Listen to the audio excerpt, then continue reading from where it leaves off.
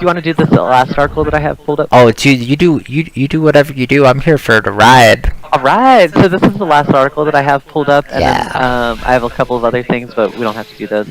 This is an actually interesting article from the Baffler that gets into. Oh, the Baffler is pretty good. Baffler's really like good Baffler. stuff. If you're looking for a Appalachian writing from a more left perspective, they've been around for decades. Yeah. And I believe they're out of Kentucky. I think so.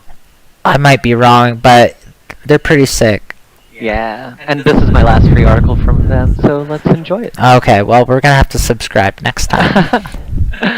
It's a common story, banal even, a child of privilege. Banal. Jeez, I'm supposed to be the horny one here. Oh my god. A child of privilege, an heir apparent, leaves for college to get a good enough education and maybe have a little fun before taking over the family business. But the child away from the nest for the first time is exposed to new kinds of people, new ways of being, novel experiences lead to uncomfortable questions. Upon returning home, the child, now an adult, begins to regard their upbringing with contempt, to see the values instilled in them since birth as retrograde, false, and maybe even dangerous. R. Derek Black was one such child and probably the most interesting variation on this theme. Black was a prodigy, building a website at age 10, winning a local election at age 19, and hosting a popular radio show at age 21. The website Kid Stormfront was an offshoot of Stormfront, the white nationalist forum that Black's father, Don, launched in 1995. The radio show first hosted on Stormfront and then later bizarrely broadcast by a South Florida radio station with a large Haitian audience. Oh, I thought you were going to say South African. You would think. Featured interviews with prominent races, discussions of the links between race and IQ, and tirades about the threats of white genocide. What?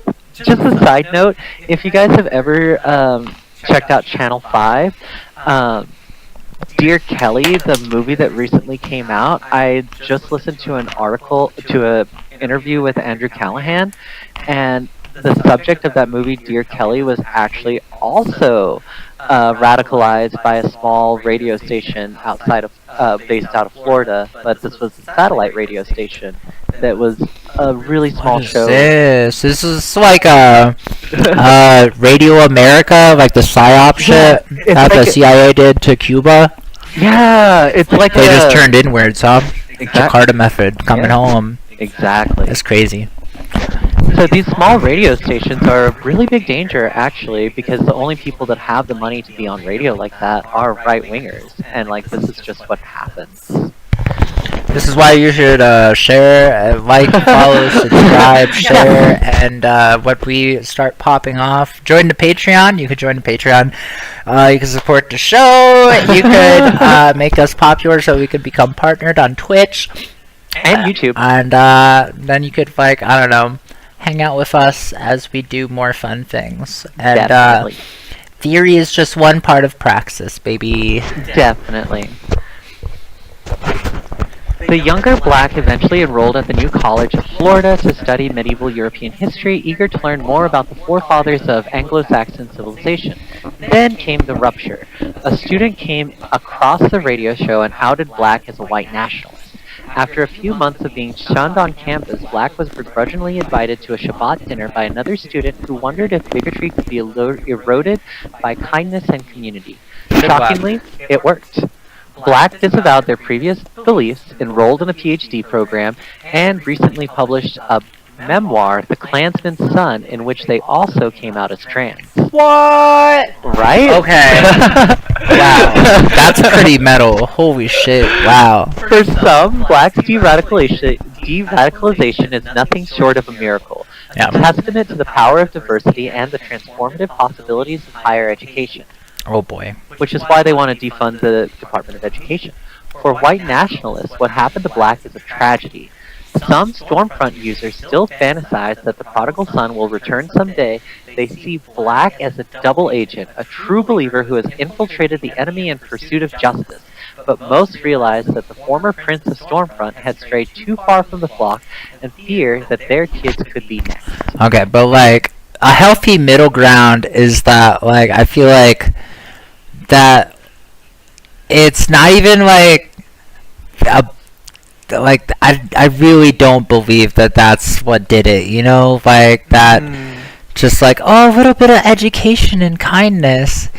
It's like, no, I think you're really devaluating how much it sucks to be on a campus by yourself and be shunned by an entire school that thinks you're a piece of shit. Definitely. I think we shouldn't sleep on social ostracization, because if we built the prisons for somebody, I think we know who. Definitely. In the decades since Black graduated college, the white genocide conspiracy theory they helped popularized as a teenager has been rebranded as the Great Replacement, a term that spilled out from the forums into the mainstream in 2017 after white supremacists marched into Charlottesville, Virginia. Shepherded into the ostensibly polite society by the likes of Tucker Carlson and Laura Ingraham, the Great Replacement theory Another has person who picked did up a Sig Heil. Yeah, Laura Ingraham. Yeah. Including House Speaker Mike Johnson, erstwhile Republican candidate Vivek Ramaswamy, and of course Donald Trump. The underlying premise that a shadowy cabal of elites is flooding the Western world with migrants and installing people of color into positions of power as part of its plot to overtake the white race, or at least to ensure a permanent Democratic majority, is now believed to some degree or another by nearly half of Republican voters, according to national polling. All I'm saying is that this wouldn't be a problem if white people tried to be less ugly. That's all I'm saying. Shit. Like, I am, look at me, man. See? Ugly. See? Like, sometimes you gotta stop blaming someone else and take responsibility. You know? Something Republicans will never do, unfortunately. Personal responsibility? They won't? No. It's so weird. I feel like somebody was saying something about taking personal responsibility. Too bad we'll never know. Yeah, it probably wasn't them. The fears raised by the Great Replacement go far beyond now familiar resentments over affirmative actions or complaints about having to press 1 for English. Among its most committed disciples, the concern is not just that diversity, equity, I think you pronounced it wrong. It's prese uno para inglés. Yeah. Prese número uno para inglés. Yeah. Now this happens all the time. Yeah. Literacy rates in this country, am I right? Definitely. And all those white people sleeping on that good Anglo-Saxon English. Anyway, you guys should probably start there. Maybe read some more. Read a book, I'm begging you. Oh. Among its most committed disciples, the concern is not just that diversity, equity, and inclusion policies encourage colleges and workplaces to relax standards for people of color, or that cities are being overrun by migrants from unfamiliar places.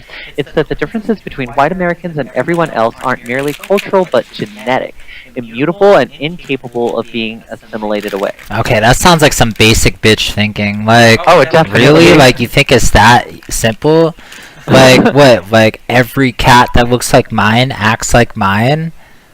Oh shit, I was just talking about this asshole. Sorry, I skipped ahead with my eyeballs. No worries. It is very interesting though, because it is like, you know, these people, like, they literally just projected their entire plan right there by saying, like, what is it? The concern is not just that diversity, equity, and inclusion policies encourages colleges and workplaces to relax standards for people of color. You could easily say that the concern is not just that DEI policies encourages colleges and workplaces to relax standards for white people. Like, it's literally just projection of what they want to do with their policies to make it easier for white people. My favorite part is that unfamiliar places thing, because, like, motherfuckers don't know geology. Like, geography, my bad. But, like, they really don't. It's mad funny. Yeah. While R. Derek Black has spent the past decade warning anyone who will listen about the growing influence of this once friend's conspiracy theory, the institution that helped Black break away from the white nationalism has recently come under attack. Last year, New College was the target of a hostile takeover led by Florida Governor Ron DeSantis as part of his broader war on wokeness. The small liberal arts college describes itself as a community of free thinkers. Oh no, that's not good. Don't let them see this hat that I got from the Vanguard store. Secret stash, Vanguard. New friends of the show, the Vanguard. Hell yeah. Yeah, that's right. Cool ass shirt. Hell yeah.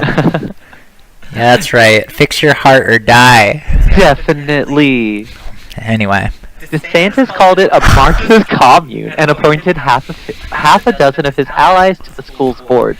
I just want to briefly talk about something really interesting Man, here. Marxist communist. Because these small liberal arts colleges, while right now they are serving a really interesting de-radicalization purpose, the original purpose of these small liberal arts colleges was to diffuse revolutionary energy away from larger cities. So, like, while this college is in a smaller city in Florida, the larger city near it is probably where there's some revolutionary action taking place, that they put the small liberal arts college there to take away all the Marxists and actually diffuse the revolutionary situation. Well, the reason I think that the de-radicalization through, higher education is bullshit is because everything is run like a business now. Yeah. Everything has that profit motive. Like, you're lucky if you get a decent professor who actually cares about you learning something. So, that's why I think it's kind of just like, would a professor write this? Like, just like, cleaning yourself like my cat? Aw. The new trustees fired New College's president, dissolved its DEI office, denied tenure to several professors, and recruited a new crop of students to make up for the exodus that ensued. This would be a new college. The core curriculum must be grounded in actual history, the actual philosophy that has shaped Western civilization. DeSantis said at the time... Buddhism. Newly appointed trustee Christopher Rufo, the conservative activist who a year later would lead the campaign to oust Harvard president Claudine Gay, said anyone who didn't agree with the new ethos was free to leave. 2 months later... Yeah, that's what Trump's doing now. Like Elon Musk is doing with Doge. Like, oh, you don't like it? You're free to leave. Yeah. Doing the same thing. Because they want you to self-deport, Definitely. Oh, you don't like the country? You're free to leave. Well, are you really free to do anything, much of anything at all? Especially in this stupid country. Yeah. Okay, here's the asshole I was talking about. 2 months later, Rufo released an 11-minute video on his Substack responding to the neo-reactionary philosopher Curtis Yarvin, who had written a Substack post of his own criticizing the new college takeover, an initiative that is doomed to fail and is actually more likely to reinforce progressive cultural power. This is Rufo's succinct interpretation of Yarvin's meandering critique. Anyway, which begins with a Lithuanian proverb about an oak tree before eventually concluding that the new college stunt was born of DeSantis' public desire for attention and campaign donors, rather than a genuine effort to establish a pillar of authentic Eurocentric learning in Florida. Rufo, casting himself as a can-do optimist, chastised Yarvin for his right-wing doomerism. New college, he declared, was just the beginning. Even if one accepts Yarvin's promise of inevitable failure, and I do not, he would be wise to remember the words of Leo Strauss, who, in a critique of Edmund Burke, counseled that principal action, even against immense odds, could yield unexpected results. Like any good Straussian, Rufo layers his crusade against DEI and critical race theory with implicit meaning. On one hand, there is an argument that he puts forth in media interviews and in his own writing. Parents have lost control of their kids' education. Yeah. Wow. It comes back to the authoritarianism being about control. Whatever it's about corporations having control over the colleges, you're gonna have better opportunities, or your parents making you a better child by telling you can't have a birthday because you're just fucking stupid, man. An initially well-intentioned effort to counteract the harms of racism and discrimination has gone too far. Instead of instituting a system of colorblindness, we have replaced one form of racial preference with another. This new hierarchy is enforced by a bloated bureaucracy of consultants, advisors, and academics who are paid handsomely with your tax dollars to reach white children to hate themselves for the sins of their ancestors, and were they really sins anyways? When those children grow up and enter the workforce, they're hobbled by preferential thinking hiring practices that favor anyone who isn't a straight white man, and the victim of these policies, having been the subject to a lifetime of indoctrination, believe they deserve it. Rufo's stated goal is to dismantle this unjust system to replace the Sisyphean quest for equal outcomes with a fair policy of equal opportunity. There's another direct message below the surface, however, one which he will hint at and direct his followers toward, but will never state in explicit terms himself. The reason equal outcomes are unattainable is that all men are not, as it turns out, created equal.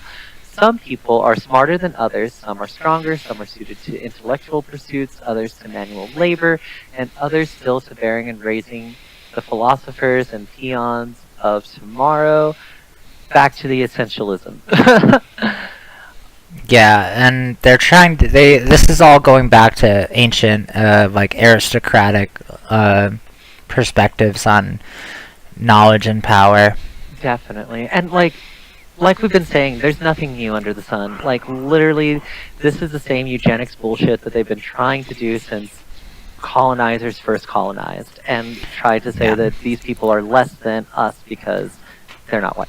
Yeah, when in reality we all know the truth. These billionaires are like rabid dogs, as Bill Burr put it, and need to be put down. Like, that's the real issue. It's cool to like not it's put the down. proof is in the pudding, man. You became a billionaire? Huh. Wonder how. Anyway, let's not ask what Jay-Z did with Diddy. Anyway. Damn. Among the 19 publications Rufo has promoted to his over 90,000 Substack readers is Aporia, a sociobiology magazine that claims to champion ideas for a future worth wanting. A sampling of its recent headlines includes Created Unequal, The Diversity Lie, Leftism, and The Mutation Load. I'm gonna give you a fat load of mutation. Are you ready for my fat load of mutation? Oh yeah, you're gonna love this fat mutation load from this leftist gun right here. Inconvenient facts about slavery. What the fuck? Inconvenient facts about slavery. What are you, the fucking worst fucking Al Gore ever? Jesus. Yes. Inconvenient truth. The positive legacy of Zippity empires. doodah asshole. And to top it all off, you're probably a eugenicist. You mean I'm a eugenicist? Signed, Christopher Rufo. 100%. And this is the guy who is starting all the they're transing the kids in school shit. Yeah, I hate this guy. Yeah, no, honestly, if I ever recognized his face in public, I would probably make sure that his face was unrecognizable in public. Also, just as a side note, I don't know exactly how much Substack takes as like part of their like whatever, but if Chris Rufo has 90,000 Oh shit. readers, Oh shit. and each of those readers pays $5 a month, Ugh. pulling in almost $500,000 a month. Yeah, you know he makes more than that. Definite. This is Easy. just Substack. Like that's not That's even just his counting. Substack dollars. No wonder Anna Kasparian is now going to do Substack. She's going to pick up all those right-wing dollars. Yeah, the money is right there in the right Yeah, way man. for people. Why to shake your 100%. ass on a stage with a pole when you could do it digitally? With words for right-wingers who are just trying to see you showing your ass. Literally. Aporia's masthead and contributors page are a who's who of the discredited and aggrieved. Editor Noel Carl was Sick. fired from his postdoctoral fellowship at Cambridge, in Oibruvlin, after the university discovered he was publishing papers in Mankind Quarterly, a journal established in 1961 with funding from segregationalists and eugenicists. Segregationists and eugenicists? Yeah. Oh my god. Exactly. I mean, they should have never trusted him. He's got 2 first names. Noah Carl? Pick one, Oh, bro. right. Pick a lane. Yeah, don't do this shit. And you're British, so probably pick the left front lane. Please. You know? Executive editor Bo Weingart, a former Marietta College assistant professor, claims to have been terminated from a tenure track position in 2020 for daring to express the heterodox opinion that some races are more intelligent than others, If it can happen to me, then it can happen to any academic who challenges the prevailing views of their discipline, he wrote of his termination in John Quillette, Brown was an right. online John Brown magazine was whose right. fans John have Brown described was it right. John as Brown a safe was space right. for those who feel stifled by PC culture in the academy. You may disagree with what I believe, say, and write, but it is in everyone's interest that you support my freedom to believe and say and write it. You know, I feel the same way. Everyone should, support my belief, feeling, and fist in your face. For the same principles of self-expression and freedom of freedom of oppressing your ass into the dirt. Aporia has indeed supported Weingart's right to believe and say that white people are smarter than black people, but less intelligent than East Asians and Ashkenazi Jews. Wow, why do they keep doing this? RFK did the same thing, didn't he? Yeah. They said the East Asians and Ashkenazi Jews were immune to the COVID. Yeah, literally.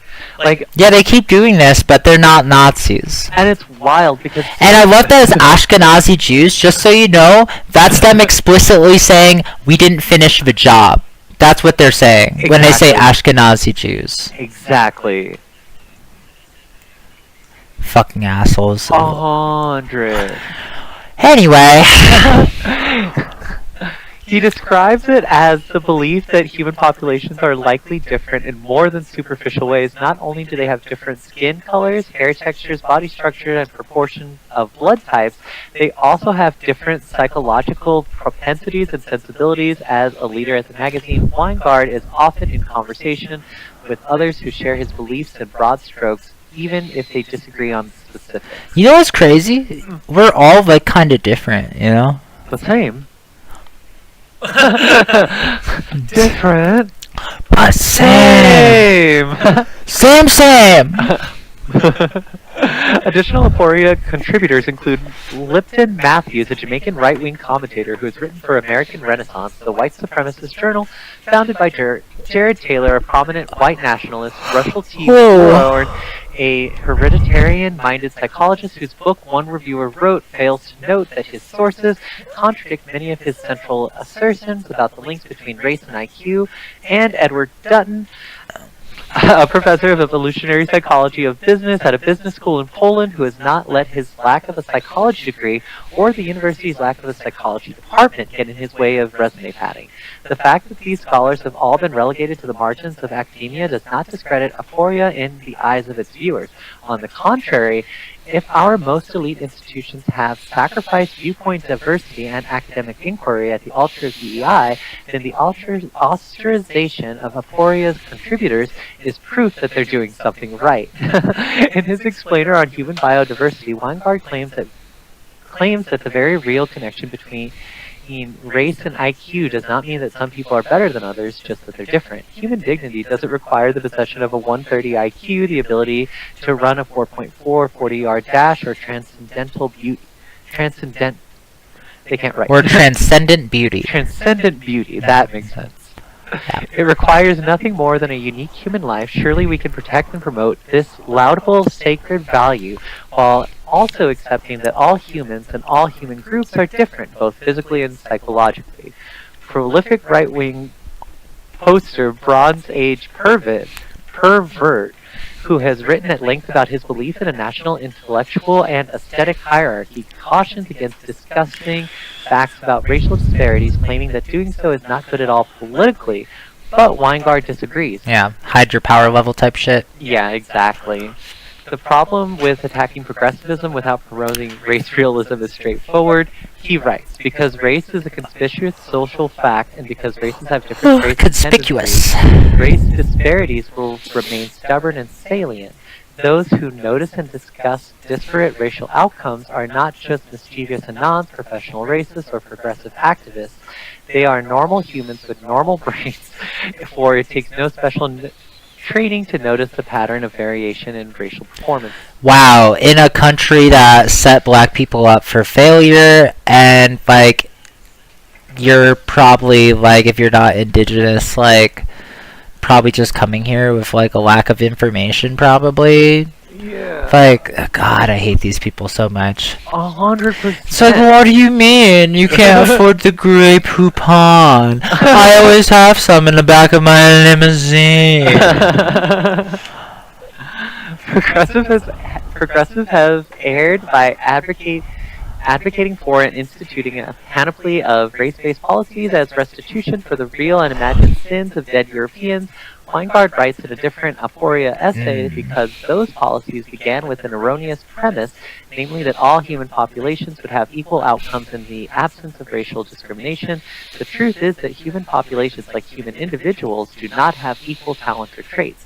If we accept that people aren't equal, then we must accept that equal opportunity will never lead to equal outcomes. Only then, he and the other hereditarians believe we can understand the big lie at the heart of DEI, which is key to discrediting it. Rufo and DeSantis both have Harvard diplomas, though Rufo's is from the university's extension school, often framed their campaigns against DEI as a sort of anti-elite deprogramming regimen, despite both being from Harvard. In their telling, DEI is a product of out-of-touch Ivy Leaguers, intent on imposing their will on the American heartland. Hereditarians and proponents of human biodiversity are far more honest that the problem with the current state of affairs is not that it privileges one group over another, but that it privileges the wrong group. Yeah, we need to bring the aristocracy back. Because that's what the problem was. You know, it's not that we got a semblance of democracy without the knowledge and power to actually keep it. No, it's... It's that we just gave power to the wrong groups of people. Yeah, that's democracy, not like oligarchy or anything, or aristocracy. Bronze Age pervert, for example, lays out a neat taxonomy of the human race. At the bottom are teeming masses of bugmen, followed by a smaller class of middle management types who are loyal to whichever regime is in power. Just a quick side note about this bugman thing. Elon Musk recently said something about like rooting out corruption at the roots to get at the bugs of like the problem. That's literally a South African slur against like non-whites that they used back in the day. Oh, good. They're also bringing tons of those white racists here, since South Africa's so scary, trying to do like, I don't know, reparations for their apartheid that they did. Yeah, that like Israel copied, but we'll get to that later, I'm sure. Yeah. The only ones who survive modern education, quote-unquote, whole, not to speak of the regime of modern medication, are precisely those in the litter who are born docile, he writes in the self-published 2018 book, Bronze Age Mindset. Bronze Age Pervert would later publish a sequel, Selective Breeding and the Birth of Philosophy, under his real name, Costin Alamiriu. Though they're united by their belief in the inextricable connection between race, intelligence, and beauty, the hereditarians are not a monolith. Oh, let me pick this one up, okay? Sorry, I skipped ahead and saw a French name. I got you. Hell yeah, let's go. Some, like Alamariu, believes the true aristocrats, called it, cannot thrive under the tyranny of bugmen, the tyranny of the majority. Others maintain that even with the scourge of DEI, the real elites will always have a competitive edge. They love edging. Richer people have better genes. The pseudonymous writer. So who gives a fuck what his name is if that's not his real name? I'm sorry. But Cremu Visuel or Riquel declares in an Aporia essay titled "Elites are genetically different." They're just built different. That's all. They're just built differently. Which begins with a long anecdote about the Netanyahu family. According to Riquel, the greatest gift a wealthy couple passes on to their children is not money or property, but their cummies. I mean, genetic makeup. I'm sorry, you take over. I clearly can't do this. You make it look so easy. I try. It barely looks like you're trying, though. It's crazy. But regardless of what the ideal elite looks like, or in internecine disagreements about the best way for them to achieve their rightful dominance, hereditary that's like something that happens in between two other things. Oh, it's like in between, but like time-wise. That makes sense now. Yeah, I like that word. Hell yeah. I like weird words. Hell yeah. It's fun. It's the only way you get to really like study etymology is finding words that's like, what the fuck? Where does this word come from? And then you go look it up and you're like, whoa! Soupçon is actually a great word. That's very meretricious to use. Aw. Hell yeah. Hereditarianism's various factors are united in their belief in a rightful hierarchy, one that is increasingly subject to the usurpation in the form of DEI. While Rufo and his political allies are deliberately coy about the eugenic undertones of their crusade, Aphoria's writers make this connection explicit. In a recent essay on the diversity lie, Weingart argues that diversity initiatives are a smokescreen. Diversity does not mean diversity, it just means more status, more resources, more praise for non-whites and for the white educated elites who are their allies, he writes. We should not allow the rhetoric to obscure the underlying reality. Diversity is largely an instrument to accelerate demographic change and support affirmative action and other equity-based policies. The goal, Weingart implies, is not a more equitable society, but rather a race-bent reproduction of the existing social order, the domination of the superior by the inferior. I mean, like, I feel like you guys are admitting what's wrong with everything without ever caring about the solution. I mean, unless the solution is literally just make everything worse, I guess, whatever. We could do that, I guess. You could always just poop in the toilet until it's full, but never flushing. Aphoria could be dismissed as a fringe publication. Most of its editors and contributors appear to publish in few other venues. Its audience, too, is limited to the relatively small subset of people who aren't put off by the idea of identifying as eugenicists, but Nazis. Yeah, basically. Cool. But Aphoria's leadership is increasingly making inroads with the more mainstream far right, joining forces with seemingly unlikely allies in the culture war. Wow, this came out before Trump, huh? I think so. Let's find out. Yeah, scroll back up to the top real quick. Yeah, grab that bar. Yeah. September 2024. Yeah, keep going down. Right there. Here we go.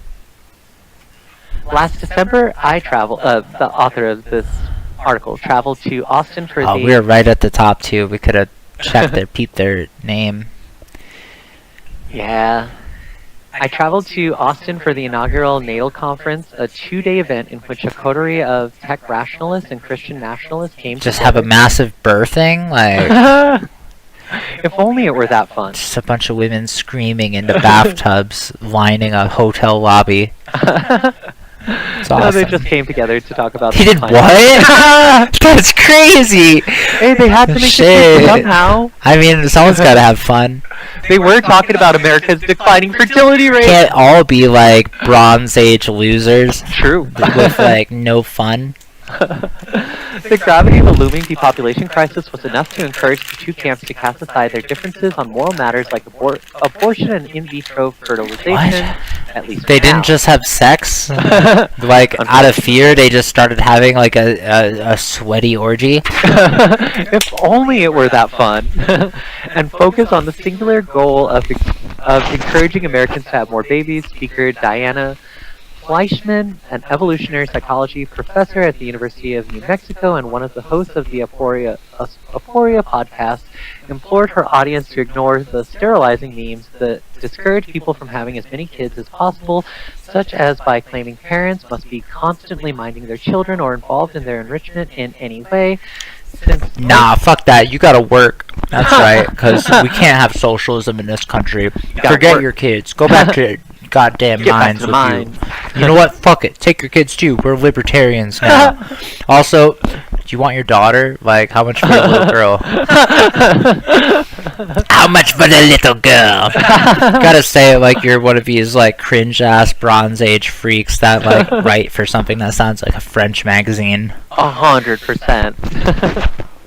Since most traits are inherited, Fleischman explained, using a pair of twins adopted into different families as an example, genetics are ultimately what determines the kind of adult a child will someday become, despite what the culture said, Fleischman told the audience, winking at a recent fixation on the right, your genes are way more important than drag queen store count. That's crazy, because that's actually the perfect, just 2. That's the best sample size. 2. Just 2. Other speakers included Michael Anton, whose influential essay, The Flight 93 Election, made an intellectual case for the Trump presidency in September 2016, and far-right mega-donor Charles Haywood, whose diatribe on male-only Bring back Bill Haywood. Oh no. to abolish the Civil Rights That's Act. crazy. Also, fucking America deserved 9/11. It didn't deserve Trump. Don't call it the Flight 93 election. Come on now. That's fucked up. Also, fuck this guy and his 2-ass first names. Fucking Michael Anton. Fucking pick a lane, pal. Anyway. So the NATOCon speakers identified an array of culprits for declining birth rates, from car seat mandates to the toppling of Confederate statues. The overriding implication was that we're on the precipice of a depopulation crisis because we've abandoned what is right, natural, and true. There are only true genders, and they are not equal. There are people with good genes and bad genes, and their offspring will have different outcomes. Listen, because of their differing all I'm gonna say qualities. is the band The Offspring is awesome. I just showed it to a 60-year-old man today, and he's gonna listen to it snowboarding. Hell yeah! And shit, what was the other thing I was gonna say? Yeah, and Wrangler jeans are the bad jeans. This is true. Everybody knows this. Levi's are where it's at if you're given the 100%. choice between Wrangler and Levi's. It's just everyone knows this. So yeah, they want to stop the Civil Rights Act. Have we seen enough? Have we seen too much? Got a little bit more. This is pretty much right at the end of this. The conference culminated with a closed-door, off-the-record event for VIP ticket holder, which I did not attend, but which American Renaissance. They really Foundation, should have said Sarah the Taylor conference climaxed. did. Ah, missed op. Yeah, just like all these incels. They're Damn, familiar. missed ops. Yeah. The following day, I spoke with Malcolm and Simone Collins, the poster children of the nationalist movement's tech wing, who told me that the cultural phenomenon that have contributed to the drop in birth rates are clearly laid out in Richard Hanan's book-length diatribe. Hananias. Hanania's book-length diatribe against the corrosive effects of civil rights legislation in his book, or The Origin of Woke. I don't know why I know all of you. Like, I don't know. Like, I'm pretty decent at pronunciating, you know? Hell yeah. Must be the black side of me. Stupid assholes. What a stupid fucker. Like, these people are so fucking stupid. 100%. A gateway drug, one that smuggles virulent pseudoscientific racism into the mainstream by dressing it up its poison with the occasional moments of serious argumentation. The Collinses once dubbed the elite couple breeding to save mankind. Ew. Yeah. Conceived all of their children via in vitro fertilization and selected embryos based on polygenic testing that screened for future Okay, Gattaca physical fam. and mental health problems, as well as a potential IQ Alright, score. but can they swim? No. Goddamn Gattaca psychos over here. A recent Guardian profile of the couple revealed that their parenting style could be described generously as old school. The kids are unsupervised, left to roam around the family's unheated home, Latchkey albeit with kids. iPads strapped to their necks. At one point in the article, a 2-year-old is punished with slap to his face. Wait.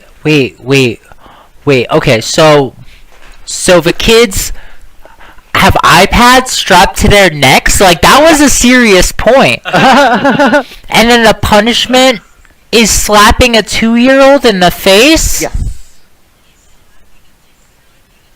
Yeah, you're right, that's normal. Like, what the fuck? Like, that makes it... What's the point of the iPad strapped to their neck, then? Decoration. The fuck? It's really the tech oligarchy. Like, they really want us to be, I don't even like, know what the iPad slaves. is supposed to be doing in that situation. Like, are you using it as GPS tracking? Like, to know where your kids are? Educating the kids. You know, this is why I just prefer PBS, you know? Just 100%. got some creepy dude in a fucking dinosaur costume, maybe interested in diddling kids and smoking crack. That's way safer than this shit. Like, it actually is, though. Oh, you're right. Like, that's crazy. And the college's 4 children and counting, as the couple plans to have at least 7, are a testament to their faith. Oh, they in only have parents. 7 kids? No, they have 4. Their goal is 7. Wait, like, that's actually pretty pathetic for all the work that they've been doing. Like, I know people who don't go through all that shit and they got, like, 7 kids no problem. But they didn't genetically screen their kids to have high IQs. Oh, you're right. You know, because they're too busy working for a living. Exactly. Shit, my bad. Unlimited screen time is no match for superior genes. Alright, but like, what if your kid, like, wasn't smart but had quote-unquote superior genes, you know? Because they didn't, like, read or write or, like, watch anything educational ever. It'll fall into place because they're white. Whatever. Superior genetics. Whatever. Regardless, I would spin these kids on the merry-go-round till they puked, so it doesn't matter. The Collins' steadfast belief in the power of their own DNA is not unique among the Silicon Valley set, where large broods are increasingly becoming a status symbol of their own. Elon Large Musk broods. God, that's I prefer the quiverful thing to just calling it a brood. Right, it's like, bro, creepy. no, Batman's supposed to be brooding, not whatever you guys are doing. Elon Musk has 12 known children with 3 different women. Musk, who reportedly believes Ugh, in a God. positive correlation between wealth and IQ, has repeatedly claimed that civilization will crumble unless smart people have more kids.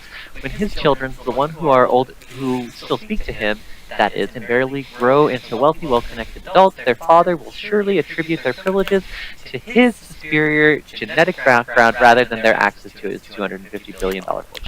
I think, like, maybe, like, he's, like, devouring his own kids like Cronus, and his kids should be like Zeus and, like, cut their dad open from the belly up. Anyway, Let's go! this is a very specific example. I don't know, man. It's just, like, so, like, holy shit. Are we gonna have to, like, kill monarchs again? As soon as they become too inbred to walk. Hereditarianism is the perfect myth for the tech elite whose Get members ready are for that all too happy. Habsburg jaw, folks. Sorry.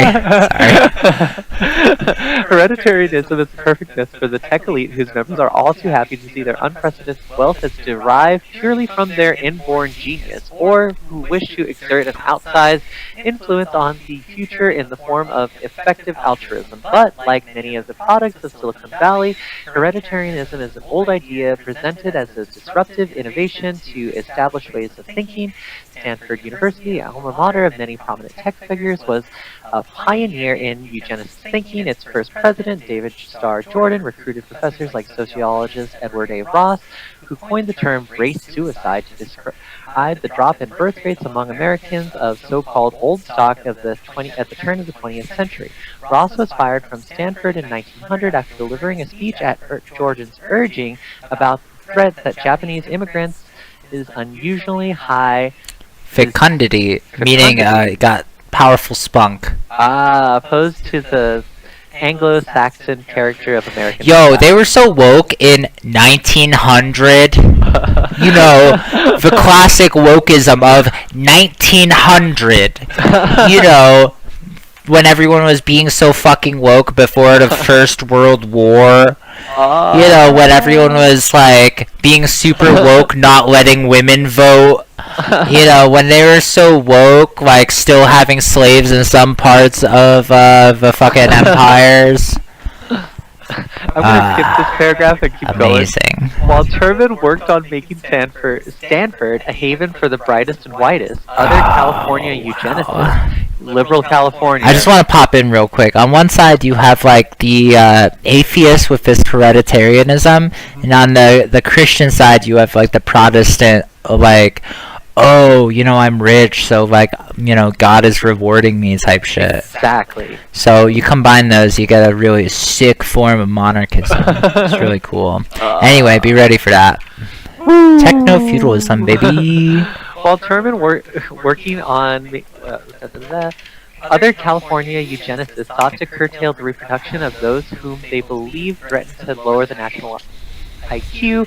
In the early 1920s, Sacramento real estate developer Charles M. Goethe founded the Immigration Study Commission. Goethe!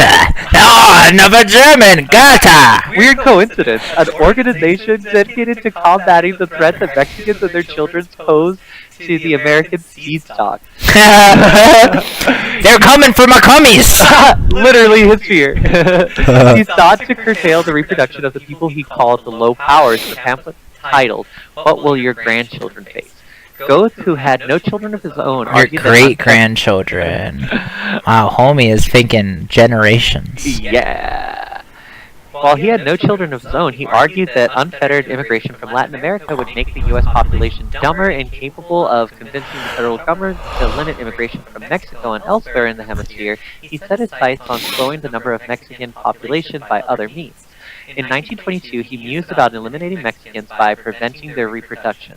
Upon his death in 1966, he left more than $25,000, over $240,000 of today's money, for the Association for Voluntary Sterilization. Yeah, so before we move on from that,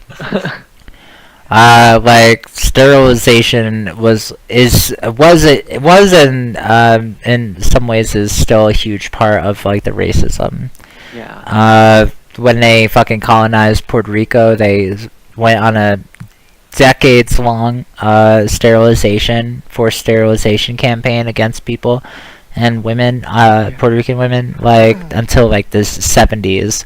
In prisons, it's still practiced, even today.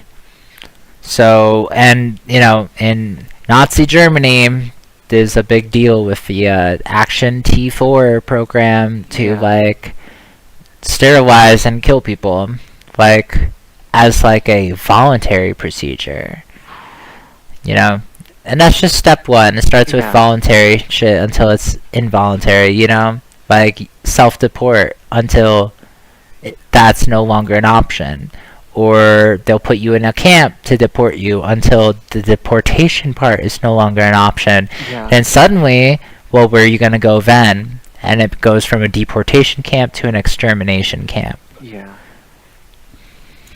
Compulsory sterilizations, once legal in a majority of states, have largely fallen out of favor, but the right's recent embrace of Oh, you know what this guy probably loved, though? He probably loved the plan that Trump is copying, that Eisenhower did, called Operation Wetback. Yeah! That guy probably loved that. 100%. Oh, you're gonna deport them? Sick. That helps me so much. I don't have to sterilize them. Yeah. The right's recent embrace of eugenicism. Being a Nazi. Once again. But the right's recent embrace of being Nazis suggests that eugenic thinking is once again ascendant beyond the fringes. So the eugenicist fervor of the interwar period is often associated with mass institutionalization and forced sterilization. 20th century eugenicists were just as concerned with encouraging the reproduction of the genetically gifted as they were with curtailing that of the supposedly Similarly, if you were an SS officer, you had a special program where you and your wife could go away for birthing and fertility programs. What they're talking about right there is exactly what the Nazis did for the hard-working fascists of the Nazi SS. Yeah. Not too different from basically just making sure that white people get a DEI handout that they don't need, further separating them from the amount of work that everybody else will do. And we all know this already, especially if you work in the service industry. Definitely. Yeah. Malcolm Harris writes in his 2023 book, Palo Alto, A History of California Capitalism and the World, was a positive eugenic project breeding high IQ 2023. Yeah, breeding high IQ people to produce the next generation of Palo Alto residents. And I just want to take a quick second here to just go into a little bit about Palo Alto. Palo Alto is one of the sketchiest places in American history. Like that's where there Southern California. 100%. Like that's where a lot of the acid tests took place, and a lot of like that kind of experimentation happened. Yeah. Highly recommend Weird Scenes from Inside the Canyon, which goes into some of like the weird psyops that they were running on people in Palo Alto, and like some of the weird disappearances that they did back in the day. And like, yeah, this is all right in line with like America's eugenicist streak. Yeah, and it's kind of crazy. Like, similar. It reminds me to the Golden Circle thing that they did after the Civil War. You had a bunch of those Nazis, the Confederates, go down to the south, all the way down to Brazil, even. And that's where you get a filibuster from. Yeah. The Golden Circle is basically the Gulf of America now. Because that's what the circle was. You know, them trying to take control of that area. Similarly, Southern California, they would love to take the entire peninsula of California. So that way they have even more range and power on the seas, and ports can be open, things like that. It's all about power. Definitely. And California... Oh. Yeah, this has just been going on for so fucking long. And California specifically, too, because, like, California is the food supply for so much of the world, that if they can run psyops and take over that land, then they can do their shit everywhere. Yeah, similar to what the CIA did with US AID, you know? Exactly. If you get them dependent. It's what the right-wingers would say about social safety nets, except they were actually doing it to other people the whole time anyway. Exactly. Like, it's just always projection with those guys. But according to Rufo, even Stanford has gone woke, succumbing to the tyranny of DEI. Hence the multi-pronged approach of the neo-eugenicist project, boosting the birth rates, at least among the right people, retaking institutions they believe have usurped the undeserving. Oh, what assholes. And once the capture is complete, installing their own progeny in positions of power, just creating like monarchism, aristocracy. In other words, the fight against social justice education, unquote, and the spread of eugenic thought are mutually reinforcing phenomena. Duh. If you make everyone a Nazi, they're gonna hate leftists. Wow, no way. Conservatives' reconquest of elite institutions and corporate employment is pointless if there's no one to reap the spoils. You know, and to the victor goes the spoils is a reference to Andrew Jackson, Trump's favorite president. Yeah. One of the darker implications of the right's recent embrace of natalism. You know, to the victor goes the spoilers, you know, to the person who captures the populace by capturing a small group of repopulating nincompoops. Yeah. At the Texas Natalist Conference this author attended, many attendees seemed to regard reproduction as another way to own the libs. Yeah, the anti-natalists are sterilizing themselves. Ha ha ha, one bragged. The sentiment is becoming increasingly popular. Recently, Chaya Raichik, the piece of shit lady behind Libs of TikTok, explicitly positioned having more children and fighting woke indoctrination as two sides of the same coin, which is an interesting thought. What would connect those? Having more children on one side of a coin and fighting woke indoctrination on the other. I think the connecting factor of that coin, that third side on which it spins, would be control. Yeah. We're going to outbreed the left, unquote, she posted on X. Then we're going to homeschool or send our kids to private school so they can't be groomed into becoming activists for leftist causes. Yo, good luck. Also, kind of hot. just outbreed the left. Like, go for it, girl. Oh man, I want that for you. Go. Just, you are a receptacle to be filled. Come on, let's go. Speaking of a receptacle yet to be filled, Rychek is, as of yet, unmarried. Okay, so I'm very confused. Is she a slut, or is she just like really on that megaphone to try to get a man?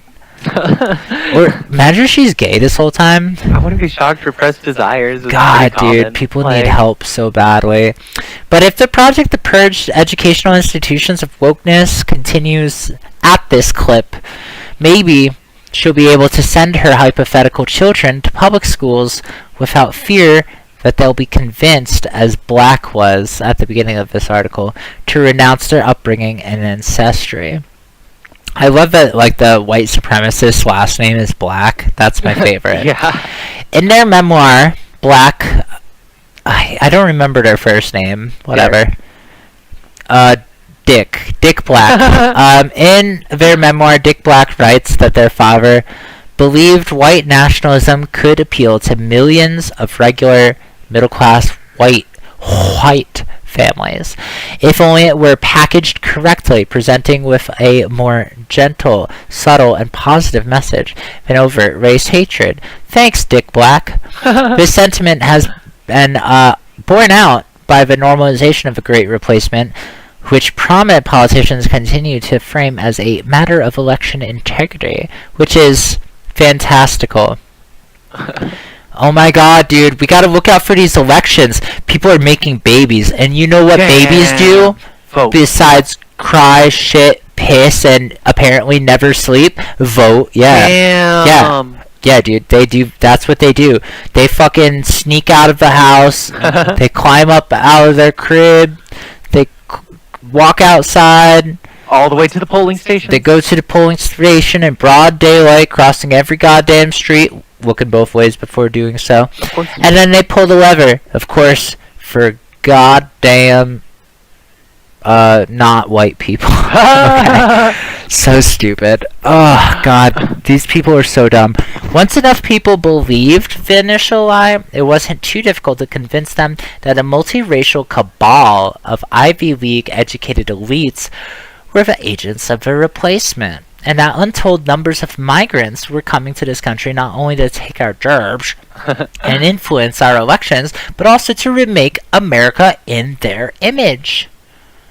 During a Fox News interview in May, House Speaker Mike Johnson claimed that Democrats have allowed mass migration to continue in order to, quote, change the outcome of the census in 6 years. If eugenics is going to escape philosophy from the fringes, it will almost certainly be in a similarly laundered form, presented just a bit differently, perhaps as a quest for true meritocracy, a natural reaction to the excesses of the woke left, or even as a solution to the United States' declining fertility rate. Ideas about structuring society to reflect supposedly biological differences in intelligence and ability could become palatable enough to reach a wide audience. Stop. Yeah. You need to pause after sentences. Oh. Pause after the period. Pause after the period. My bad. Yeah, you're too used to gish galloping. Don't worry. These aren't libertarians on the other side trying to debate you. Fair. Yeah. I'm ready though. The DEI Who is ever ready? Fair. The DEI crusade is a convenient vehicle for this kind of thinking, in part because its leaders have deliberately described their efforts in terms meant to appeal to as broad an audience as possible. Pause. The Florida law banning DEI in schools and workplaces was, in actuality, a ban on any instruction that causes people to feel guilt, anguish, or any form of psychological distress over historical wrongs perpetuated by members of their race. Therapeutic language used in service of sanitizing history. That's crazy. You know what these guys sound like? Bunch of snowflakes. Yeah, can't even learn about history without becoming psychologically distressed. Yep. That shit's in a history book, dog. I don't know what to tell you. It ain't gonna hurt you. It ain't gonna bite.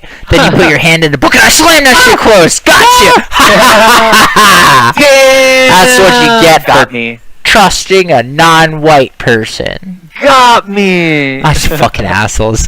I can't even joke because it's so crazy. It's like, oh god, some asshole out there is gonna think I'm honest. And if you think that, you're a piece of shit. 100. I'm gonna find you. Okay. I don't care. Like your mother, I don't care about you. Damn! Hold! This strategy is already paying dividends. During the New College of Florida's first semester, after the DeSantis-led takeover, student-athletes replaced gender studies majors and faculty members who were deemed too far left or who criticized Rufo's plans for the university were fired or denied tenure. Conservative professors, including one who wrote a case for colonialism, were hired in their place. New College lost more than 1/4 of its students, many of whom transferred to Hampshire College in Massachusetts. Just a side note, Massachusetts just created a sanctuary city for trans people, which offered to match the cost of tuition for the Floridan exiles. Meanwhile, a student who had transferred to New College from a Christian school founded a campus chapter of the conservative youth activist group Turning Point USA. The university that, a little over a decade ago, was instrumental in the de-radicalization of R. Derek Black is quickly becoming unrecognizable, and it's only the beginning. The story of my life ran through New College, and it freed me, Black writes in their memoir, yet the story of our country also seems to be running through New College. Wow. Yeah.